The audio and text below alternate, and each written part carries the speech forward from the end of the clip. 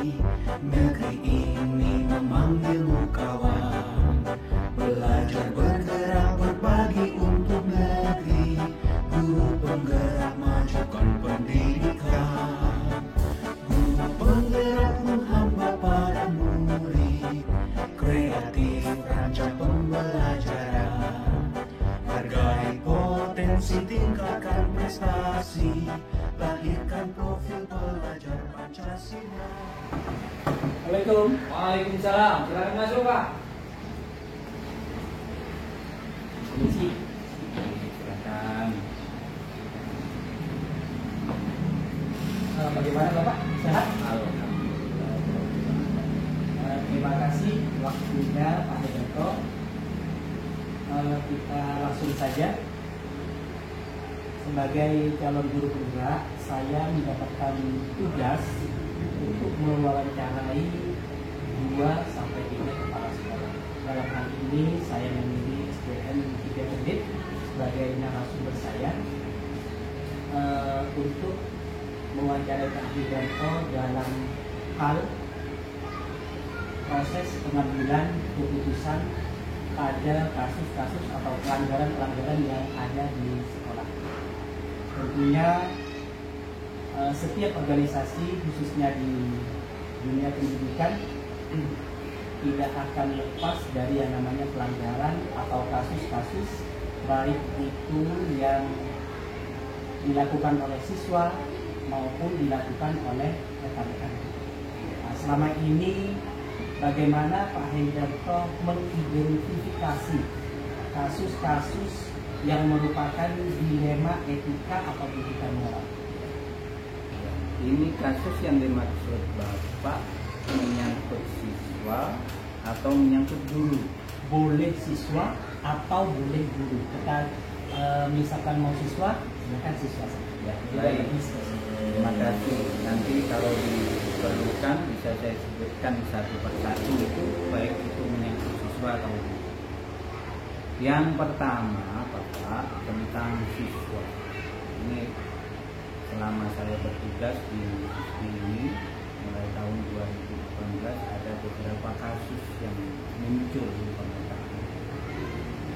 Nah, tentang siswa, jadi yang pertama itu terjadi semacam apa ya, perundingan untuk salah satu siswa yang bukan siswa yang kebetulan merupakan kakak. Bullying, ya bisa dikatakan tapi kalau di sekolah saya anggap itu perundingan lah. Oke.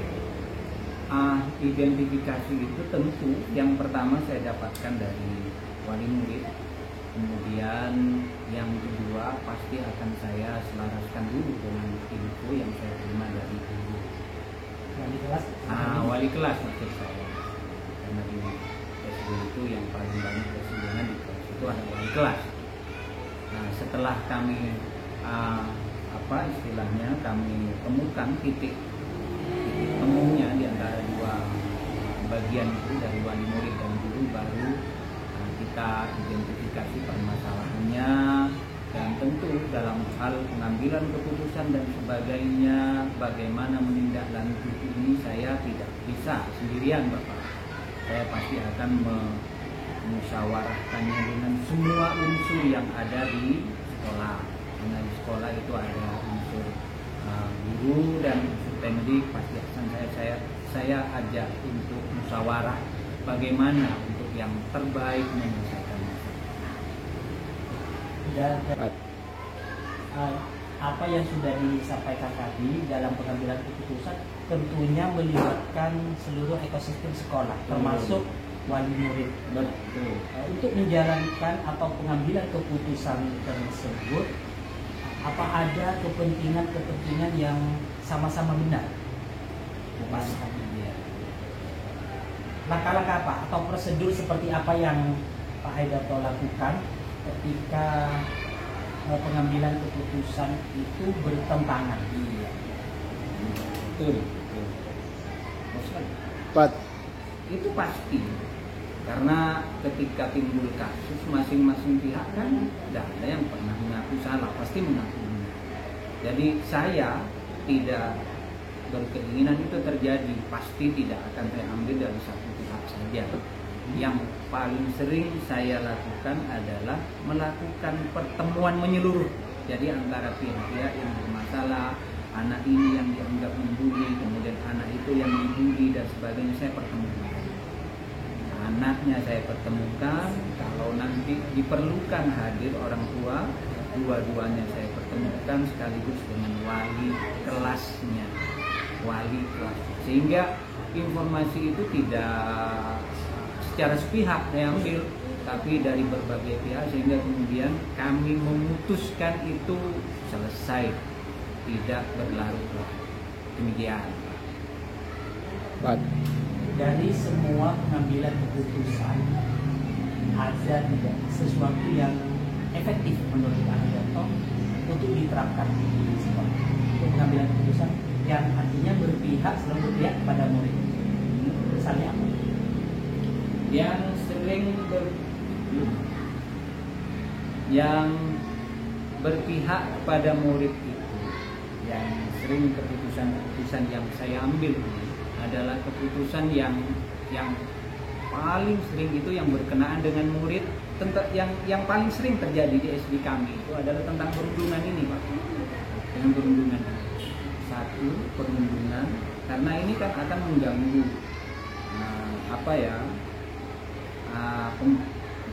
daya belajar anak di sekolah. Karena setiap dirundung, dibully itu akan mengganggu mereka. Bahkan ada anak yang kadang-kadang sudah tidak mau masuk sekolah dan sebagainya. Nah, yang kedua, yang efektif yang kita lakukan, yang menurut saya efektif dilakukan, ini berkenaan dengan komunitas anak di satu kelas mengadakan grup WA, dan itu isinya jauh dari pembelajaran. Nah, itu yang dua itu yang saya lakukan. Semuanya kan diperuntukkan untuk ini. Demikian. Kali berempat. Tentunya dalam pengambilan keputusan itu tidak semulus yang kita harapkan. Tentunya pasti ada halangan, rintangan yang bisa saja menghambat dari pengambilan keputusan. Contoh rintangannya apa itu kira-kira? Dan bagaimana jalan lain atau plan lain ketika ada hambatan atau rintangan, baik itu dari intern sekolah maupun dari pihak luar. Ya. Yang paling sering seperti yang saya katakan tadi itu, Pak. Jadi dua pihak yang berkepentingan dalam hal kasus ini itu sama-sama mengaku benar. Anak-anak mengaku benar, itu bisa kita lakukan dengan cara menyediakan penyelia, istilahnya guru kelas, itu selesai. Tapi yang paling sering adalah wali murid. Wali murid itu yang tidak terima. Anak saya di rumah kan seperti ini, Pak, bagus, tingkah lakunya bagus. Sementara pihak yang lain, enggak, Pak, itu di sekolah seperti ini dan sebagainya. Itu yang agak sulit bagi kami. Jadi ketika kami masuk, bahkan masuk memberikan arahan dan sebagainya, tidak segera bisa diterima. Nah, yang saya lakukan kadang-kadang, ketika sudah mentok semacam itu, kami mendatangkan istilahnya komite lah, semacam komite sekolah, ikut andil di dalamnya, sehingga paling tidaklah ucapan saya ada, karena komite ini kan hubungannya dengan wali murid. Begitu, andai kata ini belum bisa, yang terakhir pada saat ini termasuk komunitas itu WA itu di kelas itu tidak selesai dengan komite, Pak. Kami mendatangkan ya semacam mitra kami berupa salah seorang ormas di desa. Begitu.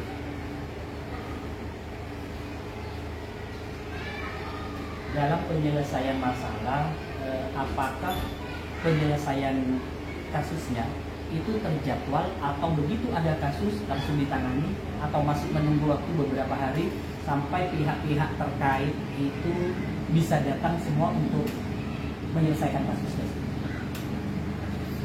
Betul seperti itu. tetapi prinsip saya itu sama dengan prinsip Yusuf Kala, ya, lebih cepat lebih baik. Tetapi untuk menyelesaikan itu kan harus ada data. Kami siapkan dahulu datanya, dan seperti identifikasi tadi itu kita ambil data sebenarnya dari murid bagaimana, dari murid ini bagaimana, dari wali kelasnya, dari wali muridnya bagaimana. Setelah itu cukup, kami rasa cukup, kami segera bertindak. Tidak harus menunggu. Ketika ini kita sampaikan kepada mitra yang saya sebutkan tadi, itu ternyata tidak ada masalah. Jadi siap-siap saja, fine-fine saja pada mereka. Malah mereka istilahnya berterima kasih karena sudah dilibatkan dalam hal penyelesaian kasus ini di sekolah. Dalam ekosistem sekolah, dalam hal ini dalam mengambil keputusan yang sudah dilakukan oleh Yanto sebagai kepala sekolah, bagaimana respon dari rekan-rekan guru lain, atau selama ini dukungan apa yang mereka berikan ketika kasus dalam hal ini anak, dalam kasus murid yang diberikan oleh rekan-rekan untuk menyelesaikan atau mempermudah penyelesaian masalah yang dilakukan oleh kepala sekolah. Ya, terima kasih Pak. Kalau dukungan dari rekan-rekan guru itu pasti. Karena yang pertama, saya kan tidak setiap hari masuk di kelas mendengarkan siswa hanya secara umum, tapi detailnya itu dari guru wali kelas. Detailnya permasalahan seperti apa. Saya memang minta setiap ada masalah harus diselesaikan secepatnya. Sebelum ini nyampe ke kepala sekolah, menjadi permasalahan sekolah. Andai kata gurunya itu bisa menyelesaikan, saya beri kepercayaan mereka, beliau guru kelas itu untuk menyelesaikan. Ketika ini sudah tidak bisa dilakukan atau sudah tidak bisa ada usaha untuk itu baru. Jadi ketika nyampe ke saya, ke meja saya, ke pendengaran saya, meskipun secara umum saya dengar, tapi kan detailnya dari guru itu langsung kita bergerak. Saya ingin secepatnya ini selesai, tidak ditahan-tahan, digantung dan sebagainya, sehingga permasalahan ini, karena kan permasalahan kalau saya ingat ada satu orang pimpinan saya mengatakan kalau kita menunda-nunda setiap pekerjaan itu akan menambah penderitaan. Nah, itulah yang menjadi pegangan saya, sehingga setiap ada masalah nyampe ke saya itu langsung saya selesai. Insya Allah, alhamdulillah itu mendapatkan, oh ini berarti saya ini ada perhatian dari sekolah. Berarti saya tidak sendirian menangani siswa dan sebagainya, dan pembelajaran di kelas dan sebagainya. Ada semacam perhatian dari saya. Menarik sekali dari apa yang tadi disampaikan. Ini pertanyaan terakhir Bapak. Dari semua yang tadi sudah sampaikan atau langkah-langkah pengambilan keputusan, hikmah apa yang bisa Pak Haidarto petik sehingga bisa membawa kemaslahatan, baik itu bagi diri kita sendiri, bagi siswa maupun lingkungan sekolah, sehingga tidak akan terjadi kasus-kasus yang berulang di depan. Ya, begini Pak Fauzi, ada tentu kita semua pasti dari setiap masalah, setiap tindakan kita ada hikmah yang harus kita ambil. Karena sebaik-baik orang itu kan mengambil hikmah dari setiap peristiwa yang dialami. Nah, ketika menyelesaikan dua yang menurut saya ini yang paling besar itu perlindungan dan itu istilahnya komunitas WA dia. Saya mengambil bahwa saya itu manusia yang tidak sempurna. Saya dan semuanya pasti tidak ada yang sempurna. Saya masih membutuhkan teman-teman, karena beliaulah ujung tombak. Saya membutuhkan mereka. Sama juga dengan teman-teman guru. Teman-teman guru itu tentu tidak bisa bergerak sendiri karena keterbatasan, mungkin dianggap keterbatasan kuasanya dan sebagainya. Ketika inilah yang kemudian menyebutkan saya bahwa di sekolah itu butuh kerukunan, kebersamaan. Nah, mati-matian saya harus mempertahankan nilai kebersamaan. Saya ingin kebersamaan, kerukunan, kekompakan di sekolah antar guru, tenaga pendidikan, komite, mitra masyarakat bersama ini selalu ada dan berlangsung terus sampai sekolah ini kapanpun saja. Meskipun saya sudah tidak ada di sekolah, saya ingin terus ada kebersamaan.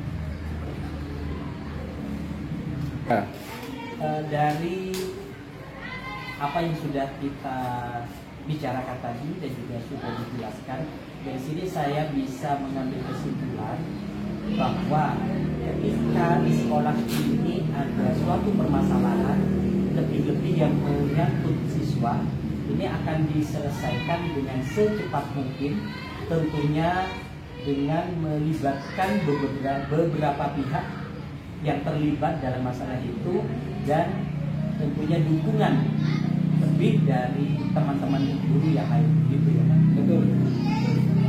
Baik, terima kasih atas informasinya Pak Haidarto. Mudah-mudahan selalu sehat, Amin. selalu bahagia. Sama-sama, Seperti Bapak. slogan dari kami di TGP, salam dan bahagia. Terima kasih, saya selaku TGP mengucapkan terima kasih yang sebanyak-banyaknya. Kami mohon undur diri. Mudah-mudahan bisa bertemu di lain waktu. Terima kasih. Terima kasih. Terima kasih. Semoga sukses. Amin. Assalamualaikum.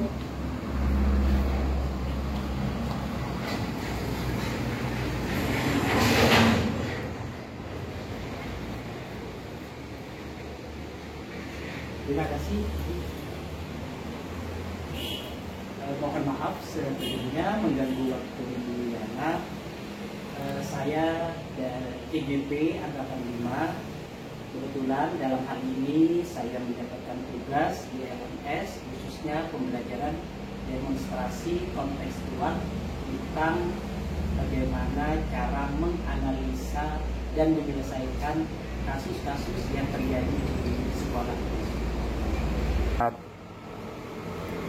Bisa kita mulai wawancaranya, Ibu? Baik, Ibu. Dalam dunia pendidikan, khususnya di SDN 1 Budiman, tentunya tidak terlepas dari permasalahan-permasalahan, baik itu permasalahan yang dilakukan oleh siswa maupun permasalahan-permasalahan yang dilakukan oleh Bapak Ibu guru di sini. Nah, selama ini bagaimana Bu Yana mengidentifikasi permasalahan-permasalahan atau kasus-kasus yang ada di sekolah ini? Baik, cara mengidentifikasi masalah yang ada di sekolah kami yaitu tentunya dilihat di situ adakah kasus-kasus yang terjadi di sekolah tersebut. Dari kasus-kasus itu kita pelajari.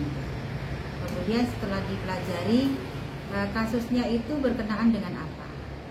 Apakah berkenaan antara siswa dengan siswanya, ataukah guru dengan siswanya, atau guru dengan gurunya?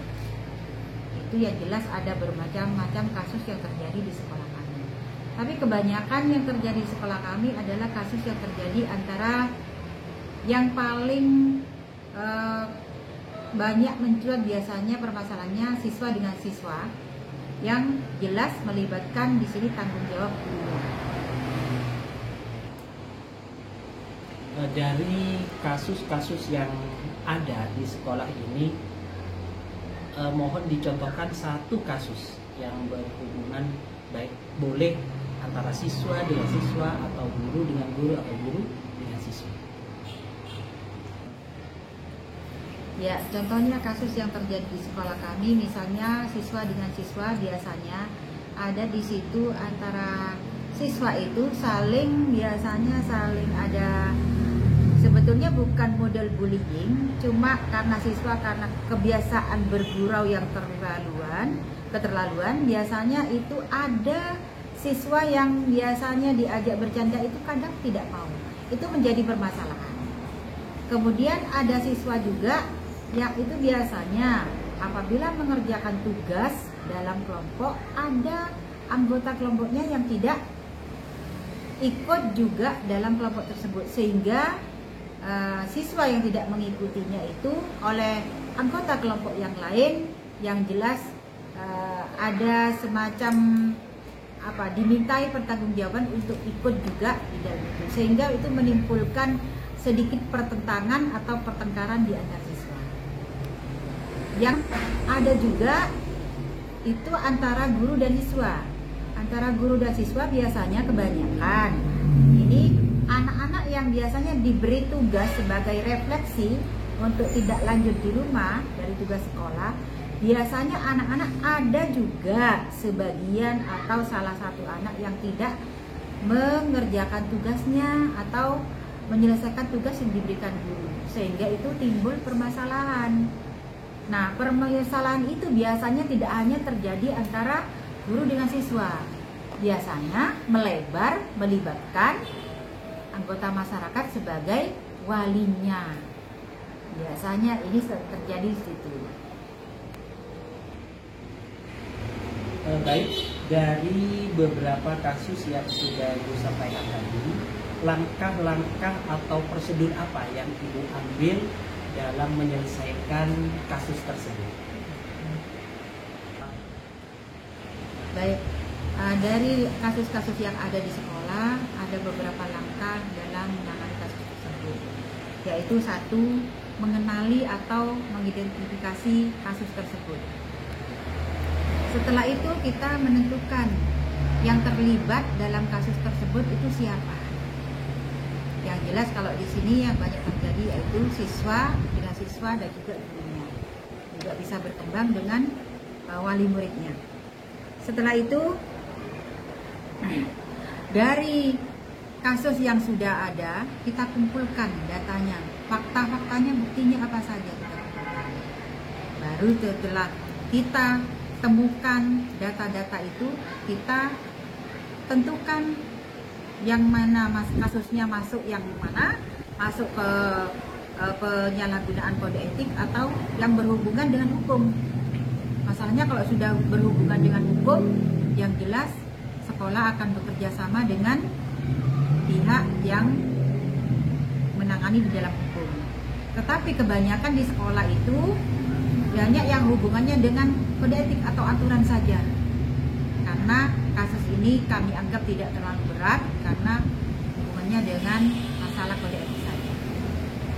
Harus kita dalami kasusnya. Setelah masuk itu kita bermusyawarah untuk mencari solusinya bersama dengan timnya, yaitu dengan beberapa guru diadakan musyawarah, sehingga dari situ kita bisa mengambil keputusan dari penyelesaian soal tersebut. Dari langkah-langkah penanganan kasus tadi, apakah ada langkah efektif yang dalam hal ini untuk mempercepat proses penanganan kasus yang Ibu tangani di sekolah? Yang jelas kalau sudah kasusnya itu ditemukan, kemudian yang masuk oknumnya siapa saja yang terlibat dalam kasus tersebut, alangkah baiknya dalam penyelesaian kasus itu cepat ditangani. Apabila sudah faktanya terkumpul, cepat ditangani secara sigap, tanggap, sehingga keputusan dapat cepat diambil dengan baik. Dari penanganan kasus yang ada, tentunya kasus yang atau keputusan yang kita ambil tidak mulus-mulus begitu saja. Mungkin atau bisa jadi ada hal-hal yang menentang atau menghambat dalam proses pengambilan keputusan. Apa hal itu? Keputusan yang diambil dari sekolah biasanya itu ada beberapa tantangan, misalnya dari siswanya.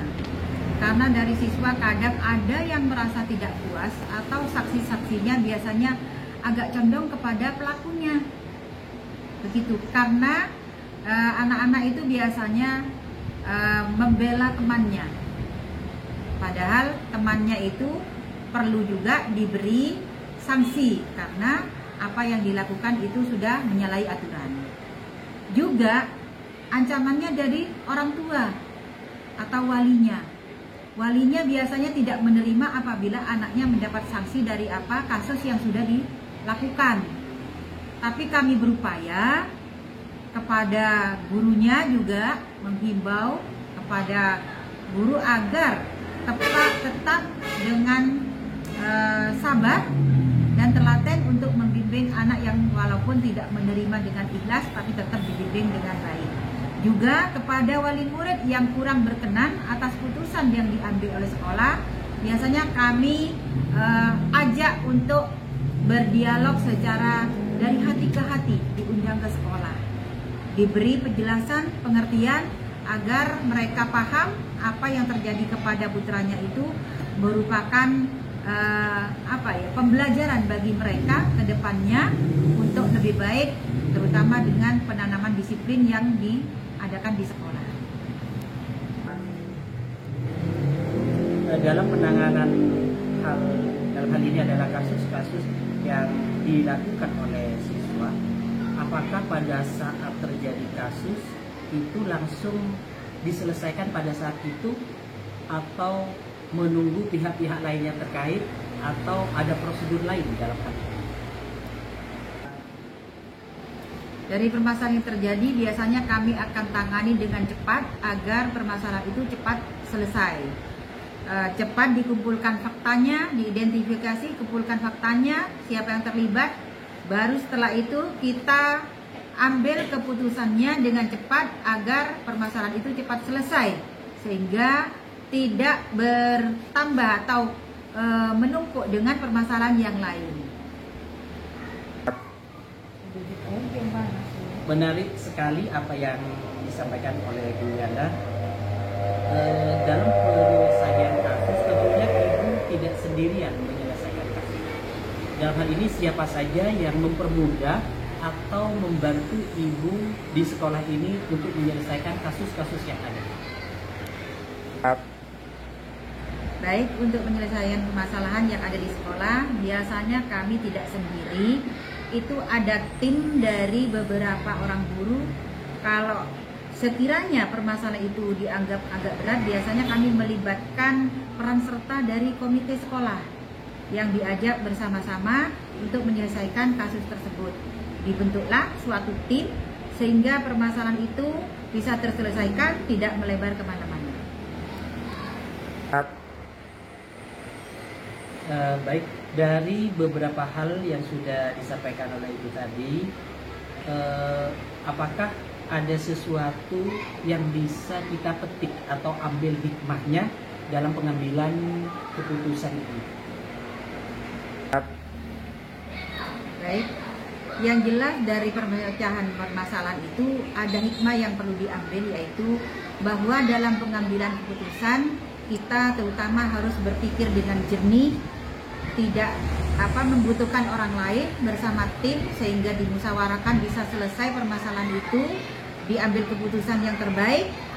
Seandainya kita mengambil keputusannya itu diambil sendiri, mungkin kurang pas atau kurang tepat, maka dari itu kami perlu mengadakan kerjasama dengan tim dan juga komite. Semua dapat dibicarakan dengan baik dengan adanya kerjasama.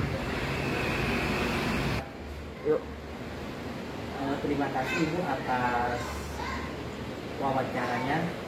Sebelum saya akhiri, dapat saya simpulkan, ketika Ibu Yana mendapatkan sebuah kasus atau kejadian-kejadian yang bisa dikatakan melanggar peraturan sekolah ataupun kode etik guru, di sini dalam paradigma yang Bu Yana sampaikan tadi adalah termasuk dalam paradigma individu melawan kelompok, yaitu dalam hal ini kasusnya adalah kasus bullying. Dan dalam pengambilan keputusan sudah ada identifikasi masalah di awal dan fakta-fakta yang dikumpulkan. Selanjutnya yaitu tentang hasil akhirnya, yaitu best thinking. Itu yang bisa saya simpulkan dari wawancara ini. Saya selaku pewawancara mengucapkan banyak terima kasih atas waktu yang telah diberikan dan data-data yang sudah disampaikan oleh ibu saya. Semoga kita dalam keadaan sehat selalu dalam lindungan Allah dan tetap semangat untuk mencerdaskan putra putri bangsa. Terima kasih. Mohon maaf ini mengganggu. Saya diri. Wassalamualaikum warahmatullahi wabarakatuh.